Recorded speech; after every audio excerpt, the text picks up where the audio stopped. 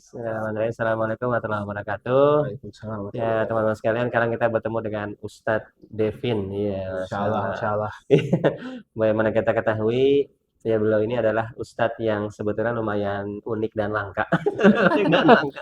Ya, karena beliau ini Ustadz yang memang lebih ke arah praktisi ya. Ya. Lebih ke arah praktisi, terutama di bidang ekonomi syariah ya dan fikih muamalah kontemporer terapan. Sehingga memang insya Allah ilmu beliau di lembaga keuangan, ya baik itu di banking, pasar modal, atau di produk digital lainnya di bidang lembaga keuangan, baik yang bank ataupun non-bank, insya Allah beliau sudah sangat mumpuni. Nah, insya Allah pada kesempatan yang kali ini, mudah-mudahan memberikan keberkahan, kita ingin sedikit nanya, sharing dari Ustadz Devin nih, ya, Siap. terkait paradoks ya sebetulnya istilahnya apa sih dalam bahasa Indonesia? Paradoks ya? Iya, Iya, paradoks di paradoks. masyarakat kita yang mungkin well educated sudah mulai teredukasi dengan syariah, anti riba gitu ya, Ustaz. Anti riba, tapi kita melihat paradoks yang sangat kontras. Ya, di satu sisi mereka sangat saklek ya langsung aja ya gini biar Iya. saklek terhadap hal-hal yang mungkin secara muamalah itu sifatnya minor dan masih bisa dicarikan solusi yang dengan mudah sehingga tidak terjerumus ke dalam perkara yang diharamkan. Tapi di sisi lain mereka kurang aware dan kurang hati-hati bahkan sampai tercemplung kepada hal yang sudah sangat jelas itu diharamkan di dalam syariat. Ya, mungkin bahasa simpelnya mereka takut dengan muamalah yang bahasanya tepi jurang. Tepi jurang padahal masih dalam batasan syariah yang itu dibolehkan ya oleh para ulama dan standar syariah yang berlaku. Tapi di sisi lain mereka bermudah-mudahan dengan perkara yang apa namanya sudah jelas-jelas haram dan fatwa-fatwa ulama menyatakan keharaman hal tersebut.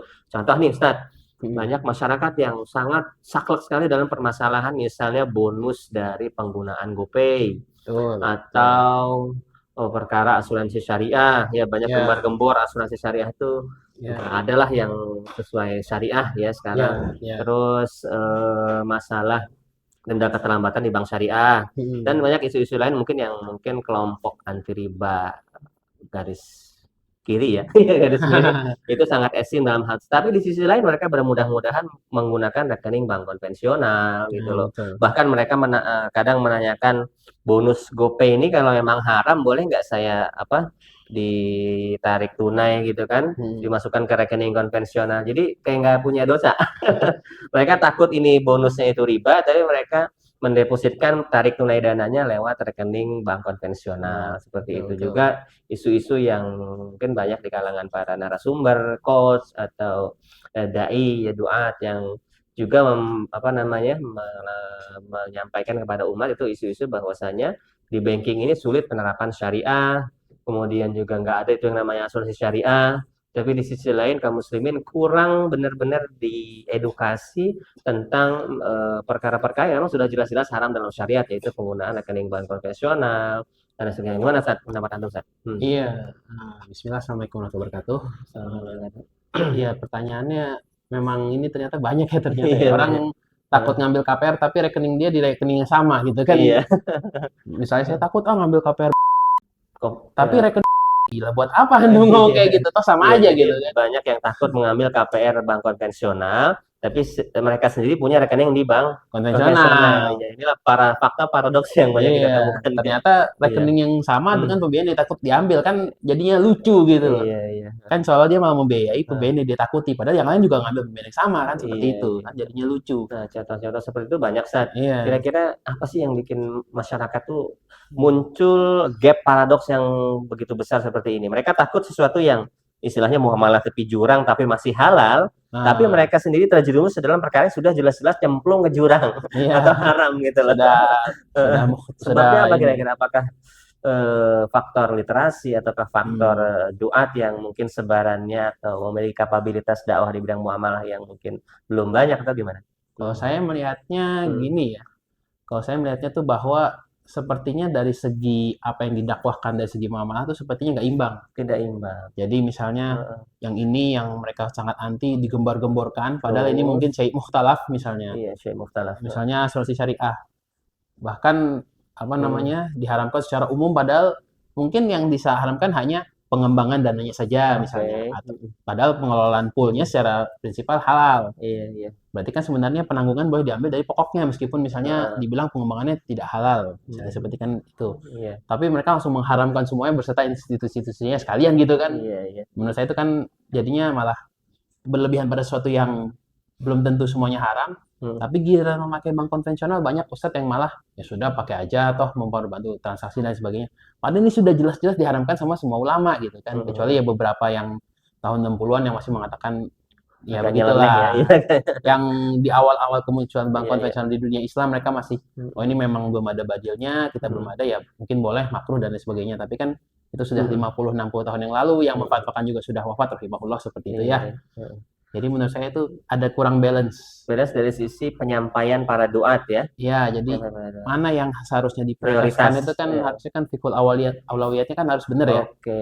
Misalnya bank konven yang diharamkan ini, maka yang sebenarnya harus diprioritaskan itu yang mana kayak gitu. Iya, iya. Atau mungkin ada faktor lain Ustaz dari sisi para penyampainya pun mungkin juga belum terlalu memahami produk-produk Bisa. kontemporer ya. Produk-produk digital atau fintech yang kayak gitu. Jadi mungkin terlalu keras menghukumi yang ini gitu kan. Tapi lupa terhadap perkara yang memang sudah jelas diharamkan ya.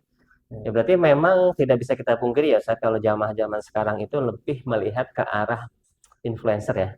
Influencer dari kalangan asatidzah mungkin ini kan. Jadi kalau asatidzah banyak mungkin ustadz-ustadz yang menggembar-gemborkan masalah yang minor ini jadi booming nih. Nah, mereka anti terhadap perkara ini. Tapi perkara tidak disinggung oleh para influencer dari kalangan ustadz ini tidak disinggung, maka itu terlupakan, tidak diberikan oleh masyarakat. Nah, jadi pentingnya mungkin sebuah media dakwah ya, media dakwah yang balance ya, atau imbang, atau mungkin kita butuh banyak pasukan ya, atau para duat yang mendakwahkan secara imbang. Jadi produk kontemporer didakwahkan secara imbang, produk-produk yang sudah jelas haram pun porsinya juga harus ditingkatkan gitu ya Sad ya. Iya. Ada variabel lain nggak Sad kira-kira yang menyebabkan ini? Kalau saya sih melihatnya seperti yang tuh bilang, jadi sebenarnya saya tuh ada diskusi menarik lah dengan teman-teman yang di dunia profesional ya. Jadi mereka tuh kerja di startup yang qadarullah penghasilannya masih campur-campur. Tapi mereka kan di sana kan misalnya di PM, atau product manager, ada yang misalnya di sana megang macam-macam. Pokoknya saya punya banyak teman lah di sana gitu ya. Nah mereka tuh kadang melihat bahwa mungkin ini bukannya kita menjudge asatidzah ya. Mohon maaf nih kalau asatidahnya mungkin ada yang tersinggung. Cuman di dunia kerja itu sangat sulit mencari yang bahasa kerennya disebut faqih industrialis. Jadi seorang faqih yang nyemplung ke memang ke industri tersebut gitu. Nah, kan dia jadi tahu nih, misalnya dia nyemplung ke bank syariah. Dia nggak cuma tahu bahwa akad MBT itu seperti ini secara teori, tapi dia tahu misalnya mitigasi risikonya seperti apa, perhitungan anuitasnya seperti apa, kalau misalnya beda tenor 5-15 tahun tuh jadi seperti apa, dan sebagainya. Itu menurut saya tuh hampir nggak ada. Mungkin saya nggak tahu alasannya kenapa, tapi pokoknya jarang sekali gitu. Seandainya ada, akhirnya mereka karena banyakan megang urusan teknis akhirnya nggak sempat dakwah. Terbalik, karena mereka harus berkecimpung untuk ngeberesin di sini. Karena temennya nggak ada, mereka harus kebanyakan megang tempat, akhirnya jadinya kesulitan untuk berdakwah karena mereka udah banyak banget urusan teknis yang diselesaikan. Padahal itu sebenarnya harusnya tugasnya di-share di antara para asatidzah karena mereka harus nyemplung juga untuk mengetahui dan lain sebagainya. Berarti memang harus imbang ya Sat ya. Harus imbang antara praktisi dan dai. Jadi praktisi juga yang paham muamalah, atau syukur-syukur banyak asatidzah yang mulai nyemplung ke dunia praktisi ya. Betul. Dia perlu kita kampanyekan kayaknya, banyak asatidzah yang memiliki background mungkin di bidang ekonomi syariah, di bidang usul fikih atau minimal fikih lah ya, atau syariah umum, bisa nyemplung ke dunia praktisi sehingga dalam pembuatan tasawur produk-produk muamalah kontemporer atau produk digital itu sesuai dengan terjadi di market lah. Baik, mungkin diskusi yang menarik dengan Ustaz David, nanti kita sambung lagi di kesempatan yang lainnya karena waktu juga belum mungkin sekarang. Jazakallah khair Ustaz. Siap. Ya, mudah-mudahan nasihat antum nih bisa menjadi advice dan membuka mata para baik jamaah, masyarakat atau asatidzah yang mendengar sedikit wawancara ini.